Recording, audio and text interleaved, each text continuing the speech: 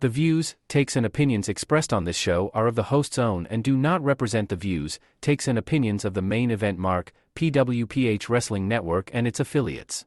Material and sources mentioned in this episode is for general and commentary purposes only. This episode might include strong language and may not be suitable for children. Listener discretion is advised. Stay safe and stay wrestle everyone. Welcome to the Main Event Mark. Okay, all right. I think we're good. Welcome to the Main Event Mark podcast. Of course, this should be a long episode this week on the main event. As you may know, there's a lot of things going on in pro wrestling, especially with our local wrestling scene. Dexcon, as we speak, just finished their show, yung Graveyard Shift Manila. Then yung tomorrow, they're going to have their Jam of the Joshis with Yuko Kabifuku and Chelsea Marie. Yeah, so there's a lot of matches that you should look forward for that show. So unfortunately, I will be able to be part of that shows because of me went under the weather. Ayun nga, for the safety din ng fans or mga kasalamuha ko during the event. Face mask nowadays is not enough on this. So, I decided not to go there. Malala yung ubo ko. Alangan magdura-dura ako all throughout the venue. Masama yun.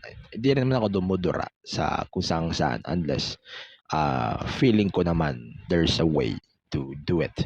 Pero as much as possible, I bring tissues with me. Para akong tatae kahit saan eh. No? Ako yung tipo na parang hanap ako ng bidet na CR. Tapos meron akong bit-bit na tissues para madala din or makadumi din ako sa CR. You know, this is very masagwa, but it is what it is. Tapos, ganun na nga ang nangyari. Yun. So, there's a lot of things to discuss this week on the show. Of course, we are going to discuss things that we left out on the last episode. Medyo excited ako i-discuss kasi i-discuss din natin ng konti yung sa report about the AEW rights deal. This week lang din naman siya lumabas, so let's discuss that. Yun, blood. Let's discuss that show as well. That show was actually really good to me. Yeah, marami tayong i-discuss. So, first thing, thank you ulit for everyone who is joining us here tonight on our episodes of the Main Event Mark. You can always tune in on Spotify, Apple Podcasts, YouTube, and the rest of the podcast platforms. Ako, baka mag-confuse kayo why I am not on my normal voice. Ayun pa din, ganun pa din talaga. Yung ubo ko still might be affect the whole recording. Tangina, para ako sasabit dito at any time. One time nga doon sa akin sa workplace ko, nasamid na ako. Buti naman, hindi naman nasita nung boss ko, so that's good. Pero yan, thank you for everyone who is actually joining the shows every single week. Like what we are trying to produce the best shows every week and also on the other shows over on the PWN network. So, kalalabas lang din ng episode natin for Heart to Heart review. Syempre kasama pa natin dito si Paulo Garcia, si Chan, si Alim, tsaka ako obviously na nag-moderate lang all throughout the podcast. Ayun, you can tune in on Spotify and Apple Podcast on whenever you listen to your favorite podcast platforms. Ayan, that's the PWPH Podcast Season 2 premiere. Ayan. And of course, Blast TV is still the official home of the WWE Weekly. Most likely until 2025. We don't have any details or reports on that just yet. But I'm trying to contribute information about that since Netflix apparently are now getting introduced on some markets, especially in Europe, no?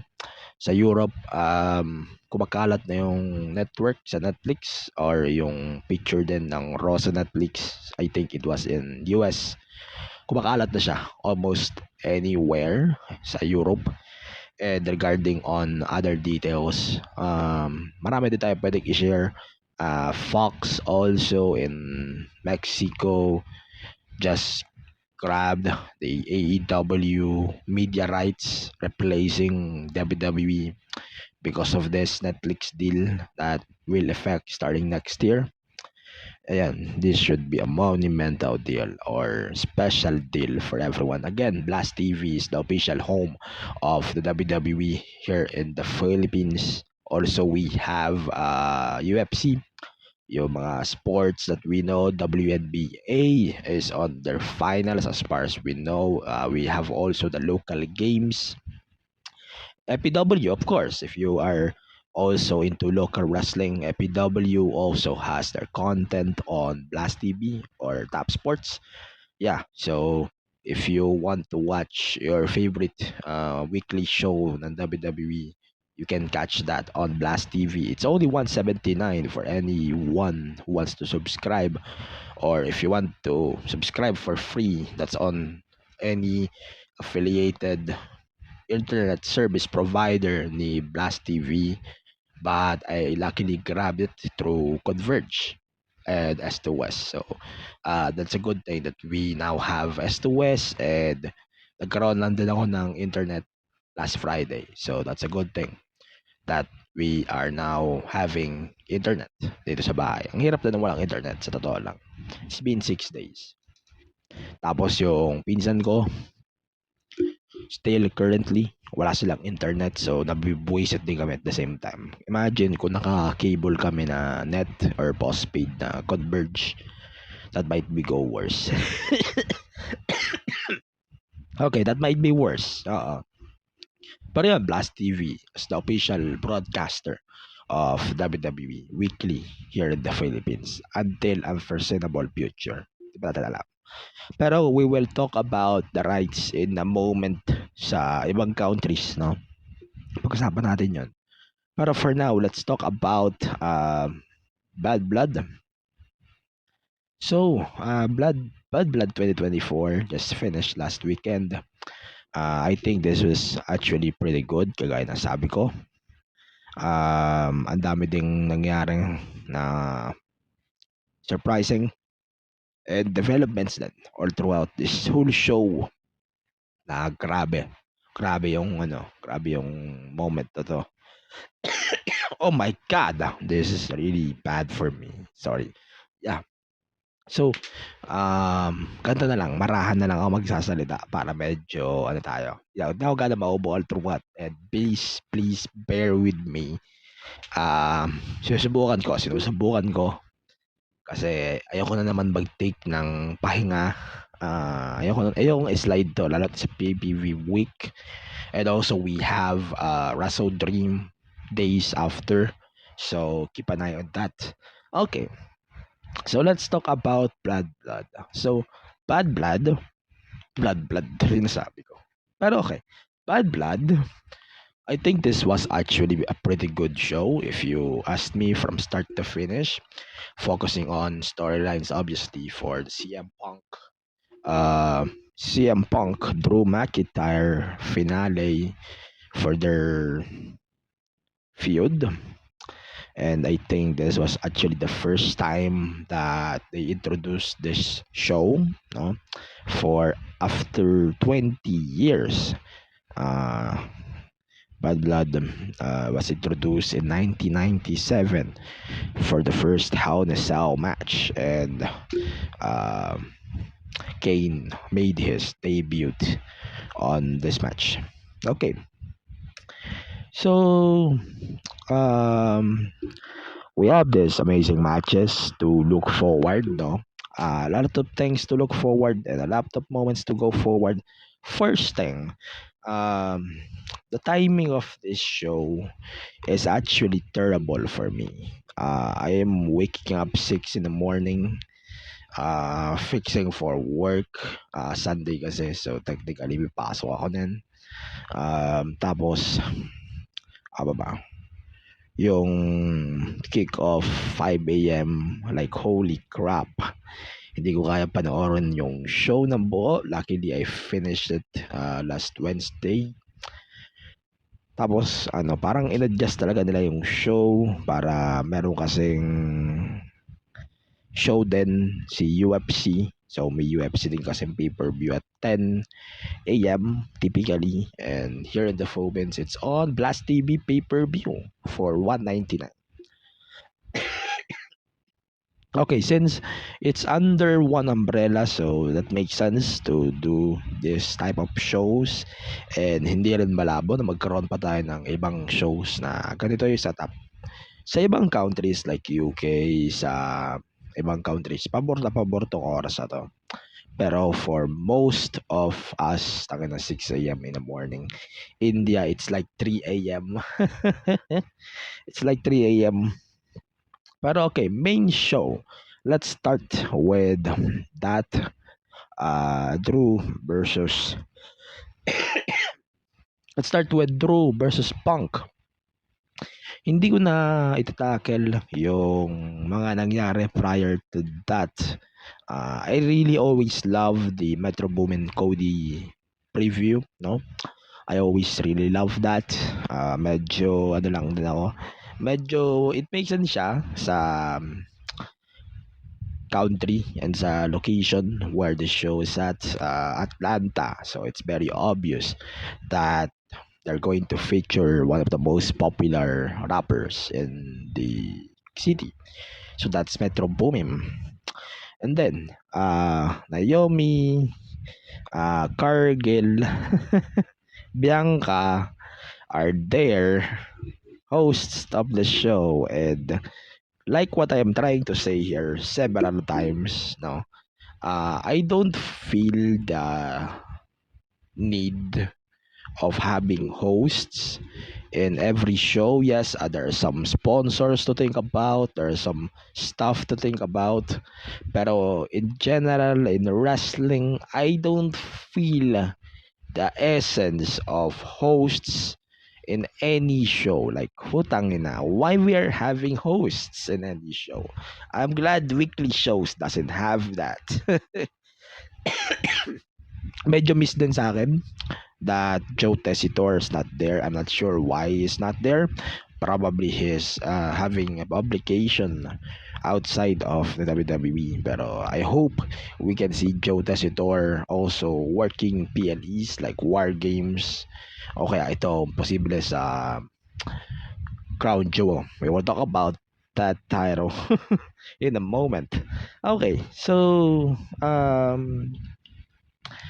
the 53rd Hell in a Cell match. Also to say, I really love that they restored the new cell for Hell in a Cell. Obviously, like, holy crap, it's time to remove the red. To be fair, in display purposes or for media purposes or presentation wise, I love the red, but para siyang crayon na structure, and it always really bad on that.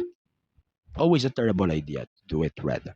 Okay, so Hell in a Cell, not gonna summarize the whole sequence of the match.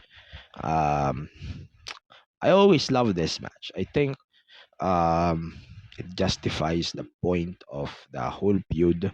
Yeah, medyo questionable yung placing because it should be the main event.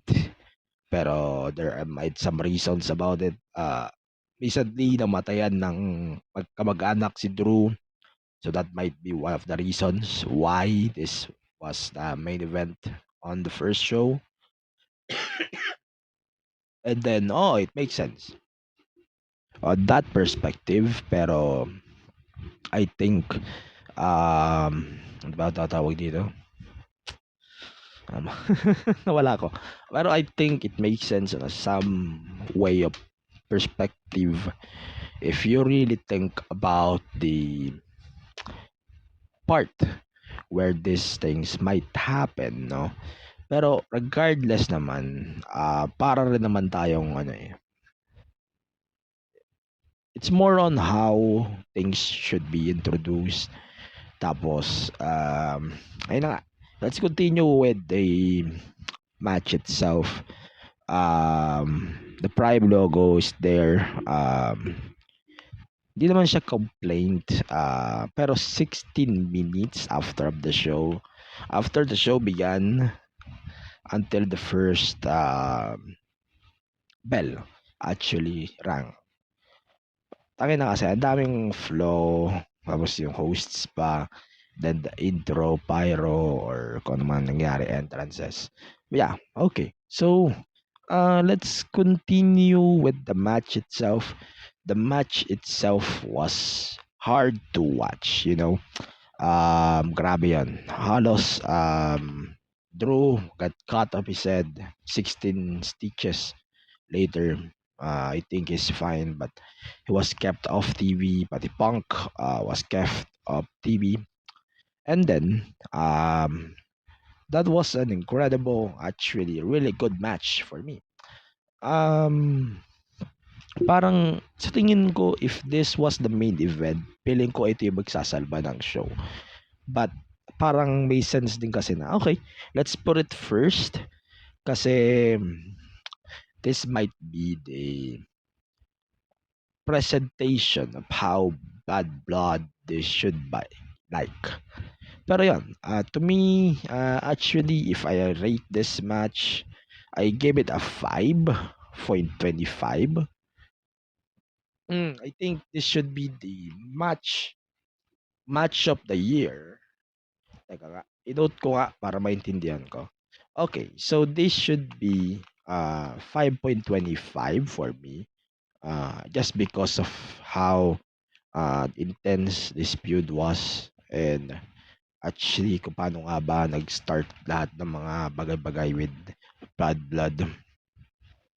And actually, personally, I really always love putang ina. I'm writing on the spot during the show. Sorry about that, guys. But Hell in a Cell, I think it should be 5.25. It justifies the point. And sobrang grueling halos ng buong nangyari na to. Feud of the year, I agree. If it's in WWE standards, yeah. Pero ako kasi, I always love the Swerve versus Hangman. That was a really good feud too. Pero WWE, no other feuds that was better than this. Belt better than this. Hell, even the Bloodline shenanigans was bad compared to this. And grabe kasi yung chemistry ng dalawa promos, and then the match itself, even with the 3 matches there, I think it justifies their work. And grabe, this was actually my pick for feud of the year. If you think about it more, and I really appreciate then kung paano nga ba nila ito binild ng maganda. Wrestlers definitely can learn about this. Ayan. Ang sinasabi ko palagi, ang mga wrestling matches, it has to be built around the story. Kasi if you don't show us a story, MAW, it means that you're just caring about the matches. You don't care about the build. There are some matches that might have the best match of the year, rated by a goof guy who thinks he is the standard when it comes to the ratings. But it should be the case. Pero yun nga, like what I said, the matches, no matter how it went out, it should be built depends on the story and not on the matches.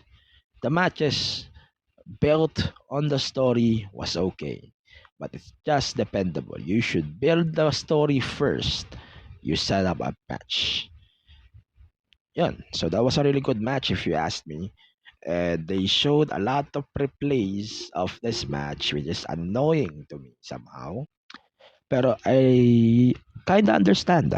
They're kinda do some shit about it. Okay. Then, I really love too that Punk and Drew are selling. Ayan, they are selling the match itself. So I really love that.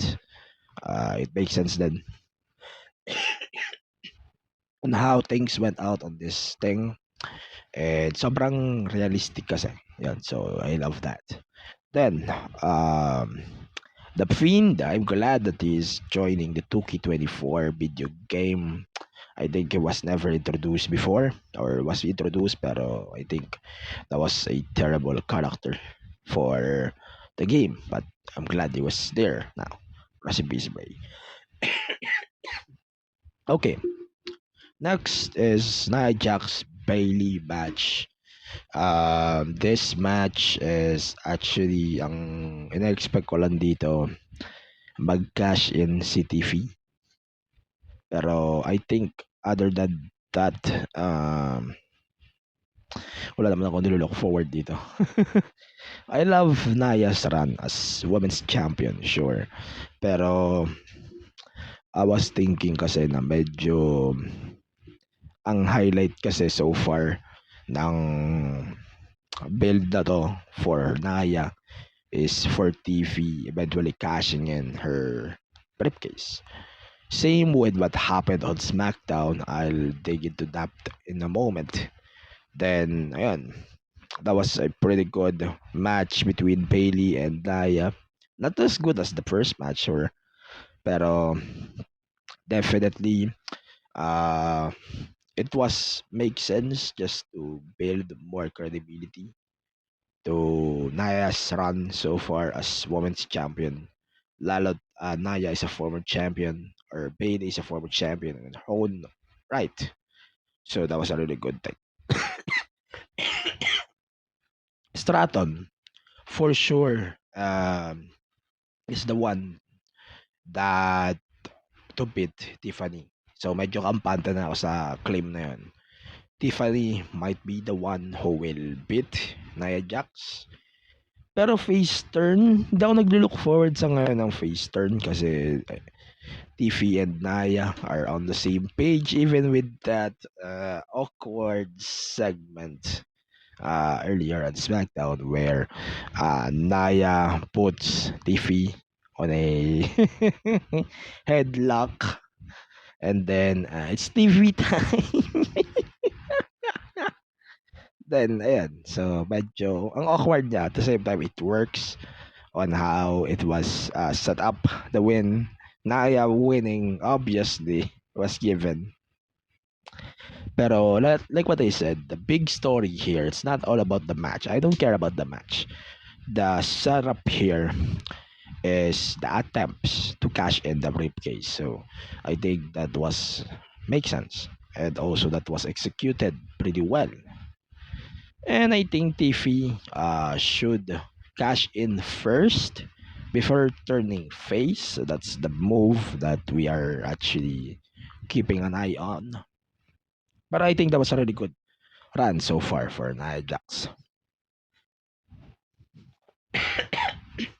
Okay, so we have the third match of the show. It's Finn Balor versus Damian Priest.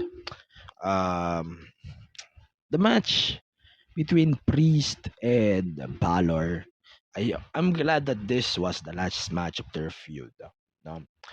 I'm glad that this was the last match of the feud because both Rhea and Liv and also the other match, the Damian Finn, is kind of sick of me. I didn't like it on the long run for sure. Pero the Liv thing is not over just yet until at least before Crown Jewel. But um, Finn, I almost forgot the tag titles. Unlike the SmackDowns, tapos may parating pa Motor City Machine Guns next week. Tang ina. Sobrang forgettable nung title ni Finn right now, the World Tag Titles. Siguro di na lang dapat dinarap to ng Awesome Truth. Yun na yung impression ko. Okay. So the match itself between Damian and Balor, I actually think that it was a pretty good match for sure. Pero okay, this should end the feud.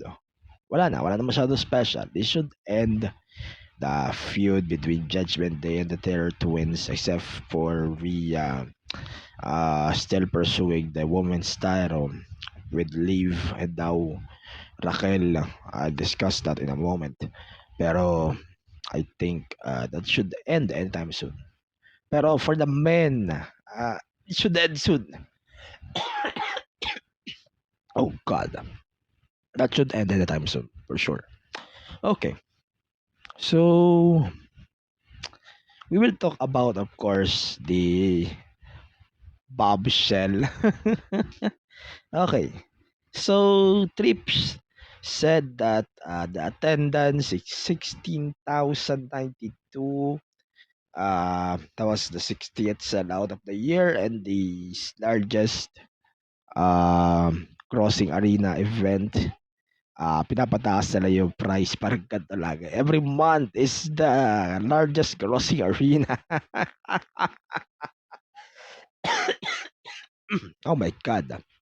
This is really bad. I hope hindi nyo gano'ng marinig yon sa recording. I-chop-chop ko na lang yung time na nagpo-pause ako for just to cough. And putangin na, lumalabas na naman yung pleba ko. Sorry. Okay. Oh my God. So in 4 weeks, 3 weeks to exact today, we have Crown Jewel in Saudi ulit. So, Trip said that this year it will start a new tradition that the reigning WWE champion will face the World Heavyweight Champion. That's for the men and the women, in that case, WWE Women's Championship and the Women's World Champion. So, Trips revealed that there will be no titles on the line, but there will be a definite winner, and they will be crowned as the 2024 Crown Jewel Champion. It was a flashy title, obviously. It's just an upgraded version of the Braun Strowman Trophy title. Then, 50 carats of diamond, that was the detail, and then, parang sinabi, it should be the best of the best. Pero, uh, that was just a way to promote Crown Jewel and its partnership with Saudi, and basically moving the Survivor Series concept to Crown Jewel. Pero the title was great, to be honest. Pero I'm glad that this is going to appear on occasions in Saudi.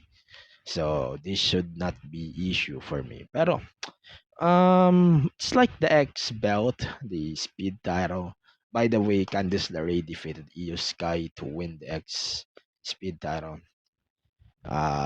Candice LeRae is one of the women that I think they should be appreciated, to be honest. She's growing on me again kasi di naman gano'n nagagamit si Candice recently, no? Pero other than that, I think we should use Candice LeRae going forward sa TV. Okay, unlike her husband, Johnny. Okay, recap nga natin. Yung scores ko sa dalawa pang matches, I think the women's title, it should be at least 2. Then the yung Balor Priest, I actually said it 2.5, I guess. And then, ayun na nga. So, Trip's announcement was a little bit meltdown for me. It's just a way to promote the pay-per-view in weeks. And as we speak, it's Gunter versus Cody and Nia Jax versus Liv. Then, wala naman magiging title changes. At least, until before Crown Jewel. So, I would love to see Rhea though winning the title back to Liv. Pero I doubt that might happen before Crown Jewel. It's medyo ano. Pero, uh, Saudi people are just, I think, wasting monies for this. They just really paid for this too expensive titles. And it doesn't really mean after the event, so it doesn't make sense. Yeah, that's basically it. Then we have Gunter. Medyo, ayun, hinighlight niya si Goldberg. Then, ayun, dinis niya si Goldberg that hindi naman talaga si Goldberg yung hero ni Gunter. Then, paano nga ba siya magiging impressed sa isang one-trick pony like Goldberg? Then, yun na nga, inatake na niya, sinusubukan niya ng i-trigger si Goldberg until they are getting provoked. Then, ayan, medyo triggered na. They're trying to go inside the ring ni Goldberg. I hope this match is not happening anytime soon. Seriously. Sammy interrupted the segment, attacking Gunter. Then, yeah, they were separated. Adam Pearce, I would say, is really one of the worst general managers in the WWE. I can assure you that, guys. Hindi talaga siya, no? Hindi talaga niya mapigilan yung problema sa mga rosters niya. And this might go worse. And I'm not saying that because I want to jinx the momentum of Adam Pearce.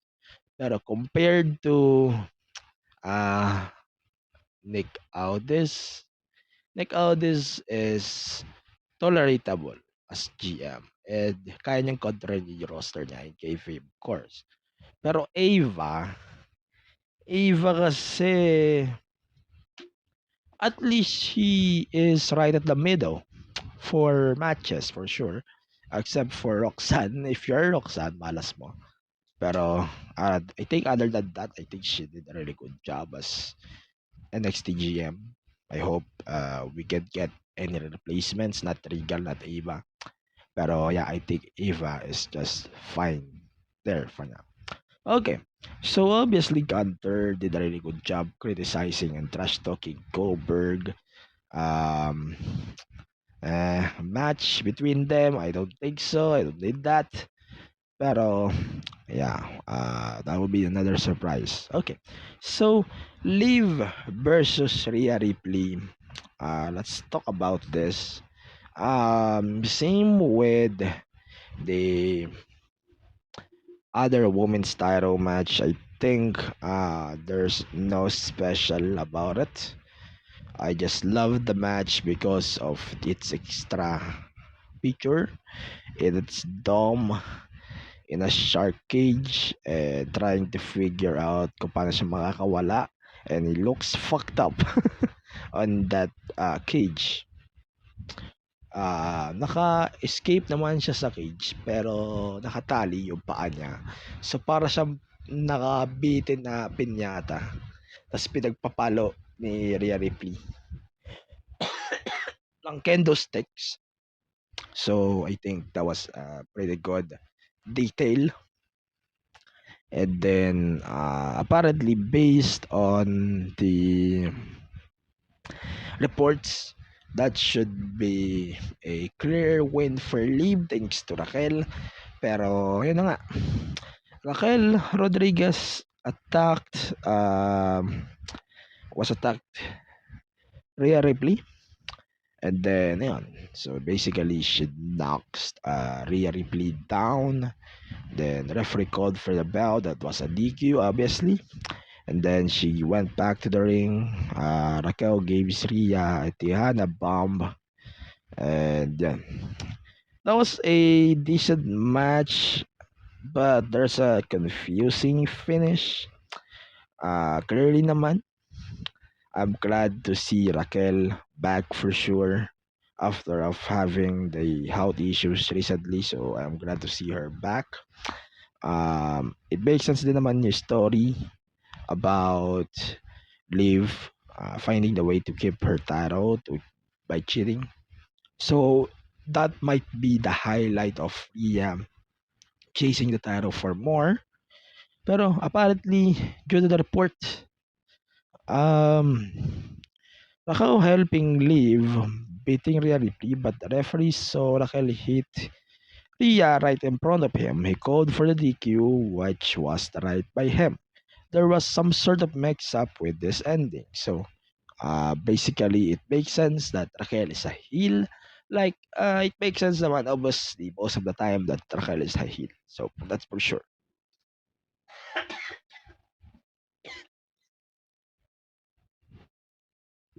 Okay. So, sorry about that, guys. So, they kept airing these vignettes about Motor City Machine Guns coming soon. And update ko kayo sa SmackDown review natin kung ano nga ba yung thoughts ko so far about that. Then there are some graphics showing the future events, and yung main event pala was counted as a PLE, or that might be the last PLE on Netflix or on Disney Plus, at least here in the Philippines. If you are from the Philippines, that is our last PLE. I hope so. I hope so. That will be our last PLE in the Philippines. Other than that, hindi na muna ako magsasalita kasi baka sumala na naman ang report ko. Pero, main event, main event, Cody and Roman versus Bloodline, Jacob Fatu, and Solo. Okay. So this match was a long match. Oh my God, holy crap. Okay. Sabihin lang natin in a simple way on how we should highlight the match. The match was too long. They're dragging it too much. Pero there was a wild match as fuck. Sobrang haba lang, they're dragging it too much. The part where Cody fighting Fatu, that was make sense. And then si Jimmy Uso getting the ovation. So that was a really big call. And I'm glad he's back either. And everyone, I'm glad that they never forgot or forget that Jimmy is a main character of this storyline. So it makes sense. I think expected na rin yung win nila Cody and Roman. So that was given. And then The Rock came back after of that match. Then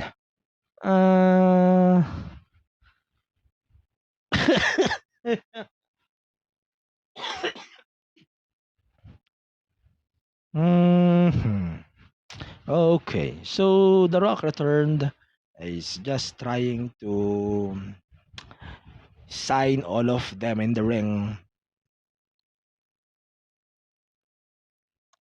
Pero wala man siya ginawa masyado. So that's that was a little bit bitten.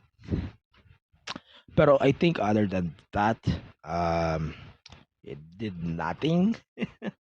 It's just a teaser kung ano nga ba yung makikita natin the next couple of months. So medyo bitin ako doon. And then I think that's it. So WWE did an angle on KO turning on Cody. Cody got assaulted in the parking lot. So this is obviously will be addressed in the WWE programming. This was addressed on SmackDown.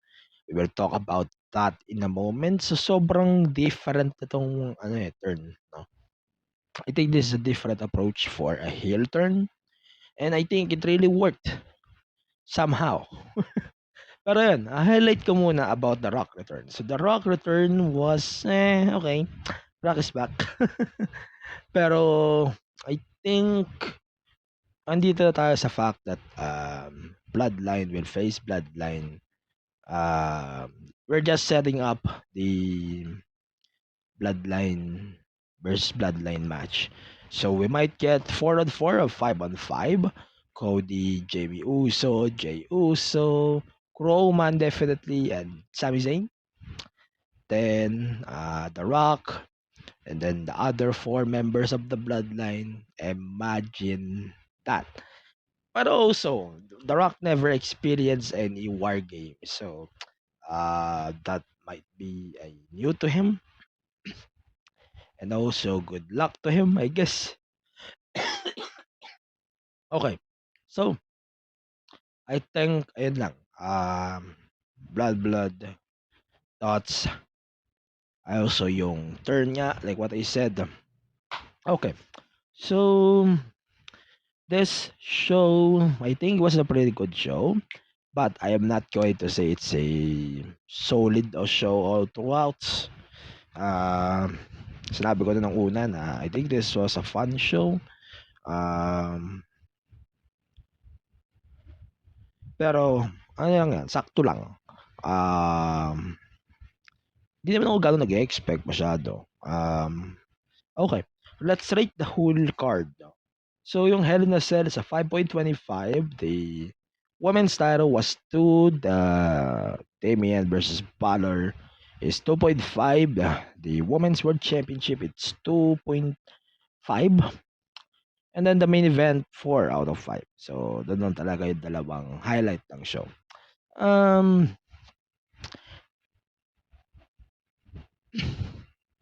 Okay. The Punk versus Drew, I think this really saved the whole pay-per-view. Obviously.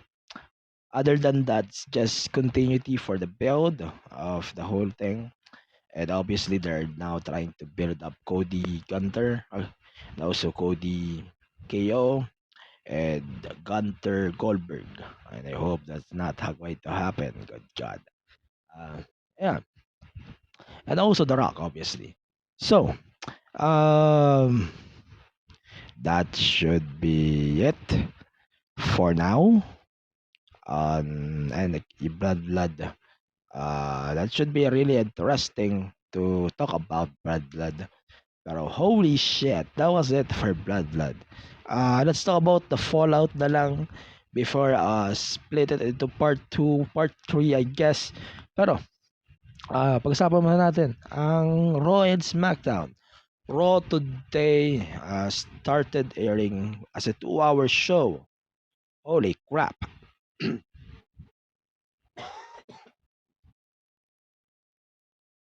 Okay. So Raw now started to air as a 2-hour show. That's pretty interesting. And medyo mabilis yung pacing ng show. Or I am not just get used to it. Yan lang yan. Either two. Take a pick. Okay. So, we have, hindi ko na gagawin yung buong show, obviously.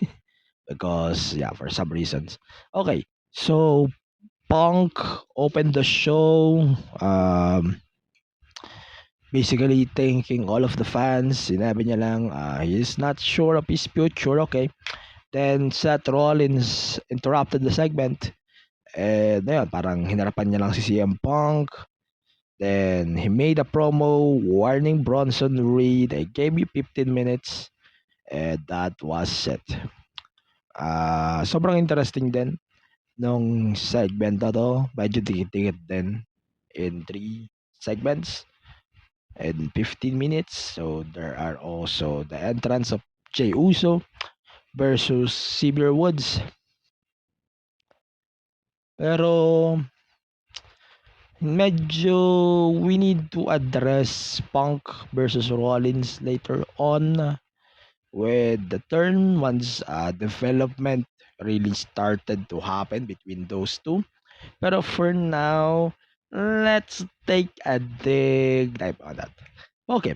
So, skip na natin yung ibang segments. I always love the Kofi, Woods, build so far for their split. The Danny Brook match, I think that was a really good match. I swear. I hope that's not going to be the last so far. Ayun. Then, I really love the match. That was fun as hell. Um, it done. I think it works as fine as a feel. Okay. And then, ayun, I think that was a really good match. And then now, we have a fucking 10-woman tag match. That was random as fuck. And, eh, I didn't like it. Okay. I hope this is only the exception, no? Medyo, ang lala lang no flow na to. Yun lang. Okay. So, main event, Sammy versus Gunther. I think medyo nabitin ako dito. Ito lang. This should be on a pay-per-view. Medyo confident na ako. This should be on a pay-per-view. Not on this weekly show. Especially, this is the first Raw that is 2 hours. Medyo nabitin ako. Nabitin ako, sobrang bitin. And I was kind of disappointed on this match. Pero that was fun. Then after that, we got the face-off between Cody and Gunther signing to set up their match for the Crown Jewel pay-per-view. Okay, let's talk about SmackDown. Of course, I'm not going to talk about the whole card. We have OTC Cody, OTC opening the show, and then Jimmy Uso is now considering to reconcile with Jay, pero Roman doesn't want to. He said no yet.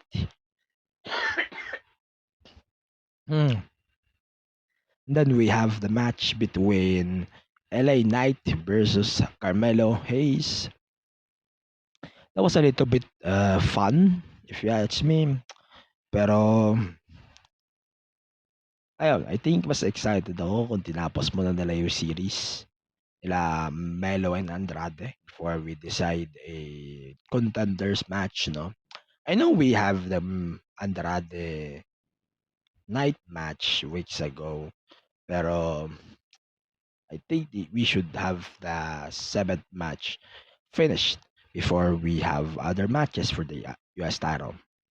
But then we have the Quickie Jade Cargill Bianca match versus Lash Legend and Jakara Jackson. Jackson that was interrupted by KO. He is complaining about Cody, no? About the attack, and he got warmed by Adam or Nick Aldis that is banned at the building. Then he's trying to be a peacekeeper.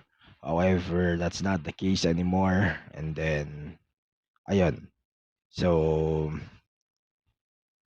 KO got fucked up by Randy Orton, but you know what happens afterwards. Then, ang weird nito. Ang weird nitong segment, pero okay, sige. So, we have Nia Jax giving a promo to Liv Morgan. So far, we have the better build for the Crown Jewel title with Nia Jax and Liv. Okay. So, sobrang aggressive ni Nia talaga lately. Pero, yeah, Naomi losing to Jax, that means some implications before the show, no, for sure. And then Raquel took advantage of the briefcase. Then sobrang ganda rin ng showcase ni Naomi, for sure. However, Raw peeps fucked up everything about this match. It makes sense, pero it, everyone fucked up. Okay. Isa pa. Yun nga, kagaya nga ng sabi ko kanina, yung headlock ni Nia Jax kay Tiffy, it looks up very fucked up for a joke. I guess it's more on a revenge on Tiffany attempting to cash in on Naya on Bad Blood. But I know what I mean. It's just odd to me. Yeah. So we have the main event between Solo and Jimmy Uso. Obviously, we have Owens attacking Randy Orton. Obviously, we get the assault. During that, it was teased that we can see Motor City Machine Guns next week on SmackDown. I cannot wait to see more of that. So that's why SmackDown has the best tag team in WWE right now as we speak. And Raw, yung belt, di man lang madepend-depend, pukinang ina. Yun na yun eh. Simple problem na yun eh. Hindi man lang ma-defend yung title ng Raw. That was pretty disappointing. Okay. So, let's talk about the match. I think the Sikoa versus Solo versus Solo versus Jimmy Uso. That was a pretty good match. Pero si Jacob Fatu talaga, man. Jacob Fatu is the big deal here, and not everyone, no. I think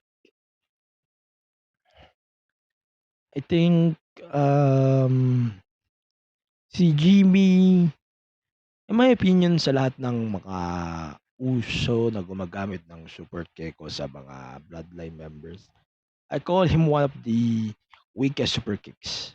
It's not on the Young Bucks level. Young Bucks has terrible super kicks. Pero, yeah. I think Jimmy Uso is not on my cup of tea when it comes to super kicks in any way. No. Okay. So, SmackDown basically mid. Just to build the crowd jewel crap for this whole supremacy bullshit. Okay. That was, I think, the highlight of this week's SmackDown. And I don't say a bad thing about it. Okay. So, NXT. Okay, diretso na tayo. Ayoko na magpaaba masyado. NXT, then diretso na, Dynamite. Let's talk about Dynamite and then. Okay, so NXT, we have the second episode of the CW network. So obviously I'm not going to discuss all of the segments. So let's just talk about highlights here. So Rick Williams got interrupted by Wesley. So obviously we are setting up the build for their match possibly. It was announced then by NXT that next week we might get the Halloween Havoc spin the wheel, make the deal thing. No? Then Wesley is calling his shot to become a 3-crown champion. Then Jey Uso celebrated this title win as well in the ring. Then Wesley disappeared all throughout. And then we have the woman, obviously. We have the woman, Bianca, Jade, and Lani Jordan. Okay, so let's not talk about that match. Sorry, I have to skip that. The match was fine, pero pero okay, so si okay. Sorry about that. Si Fallon Henley, for sure, is getting protected as the one who's going to be threat as number one contender for Kelani Jordan, Tulani, for the women's North American title. For sure, Kelani Jordan, I think, is such a really good thing here. Sobrang solid din talaga. Grabe yung chemistry nila ng tatlo. But that was amazing. Overall, that was amazing as fuck. Okay.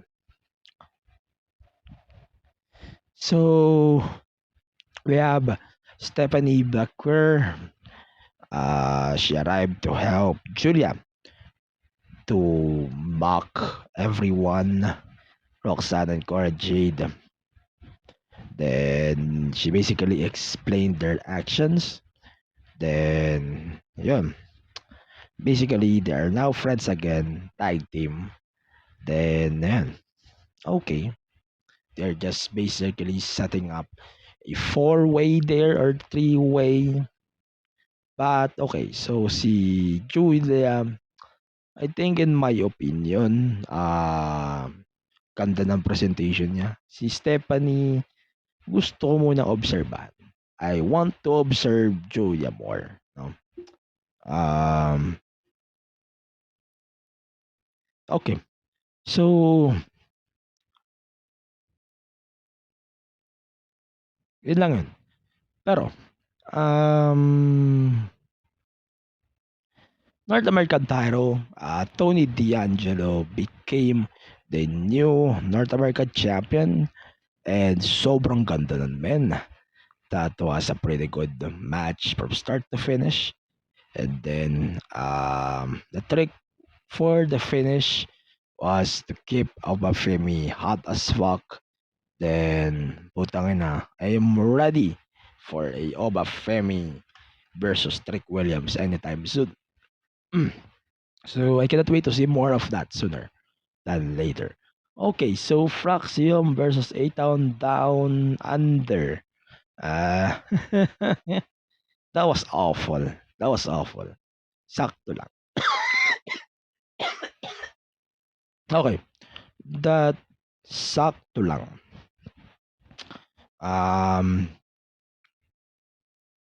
Para sa akin, sakto lang. Pero that was awful, no? Despite the efforts of A-Town Down Under. Pero, in my opinion, Razor and Axiom still one of the best teams when it comes to NXT din talaga.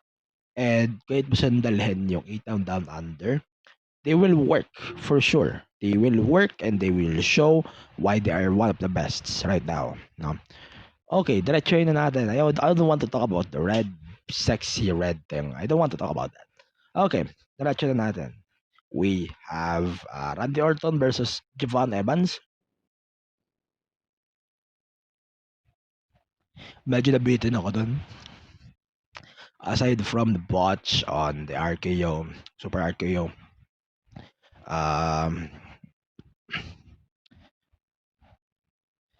ayun, the match was I was watched a little bit anong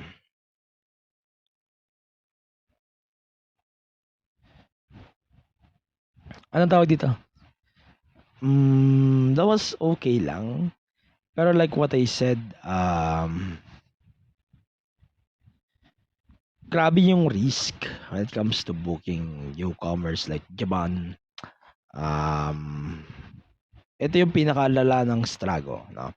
And then, hindi siya successful so far. I hope the other match that they're going to set here, and I cannot wait to see the setup for the RKO. Pero, bitin din sa akin yung duration of the match. Pero, I wish we can get more onto that, no? Pero yun, next week mukhang babalik na sa Performance Center ang NXT. And I hope we can get more of these arena shows going forward. Like this type of arena, yung tong show na to, tong dome na to, I wish we can get arenas like that. okay na sa akin yun. Wag lang magpaulit-ulit sa PC. Yung PC medyo nakakasawa na eh. Kaya gusto ko ng something new. Sana mag-travel na rin on the road yung NXT.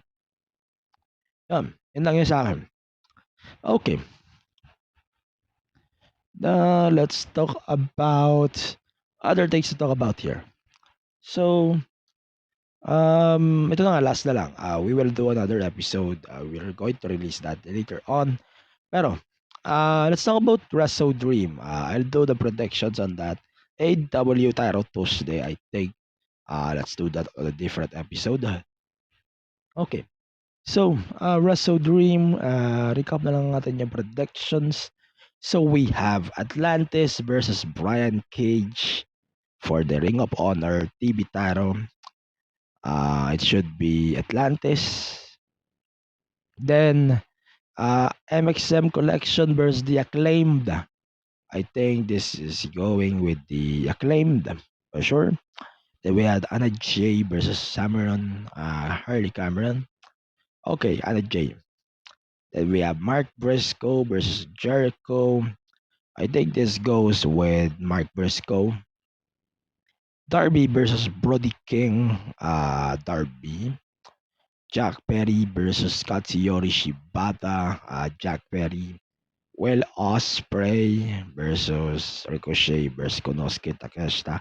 I would love to see Takeshita winning here. But I know it's not possible, so I'll give it to Will. Young Bucks, obviously they're winning for sure. Then Mariah May versus Willow. Mariah May. Hangman versus Jay White. Hangman for sure. Hangman. Hologram versus Beast Mortos. Holy fuck. We are getting this on a fucking pay-per-view. Are we nuts? Are we nuts? Also, Hologram. Bryan Danielson, John Moxley. Mox, for sure. We will discuss some of the details or happenings of this show on our next episode of the Main Event Park. Of course, we will discuss Tyro Tuesday and also the AEW new media rights. Also, the next episode of the Main Event Mark, you can follow support Main Event Mark on all the social media platforms at Main Event Mark PW. And you can support the show at Patreon, patreon.com/Main Event Mark PW. In behalf of everyone here in PWN, thank you very much for supporting the show. Stay safe and stay wrestle. See you on the next one. Bye for now.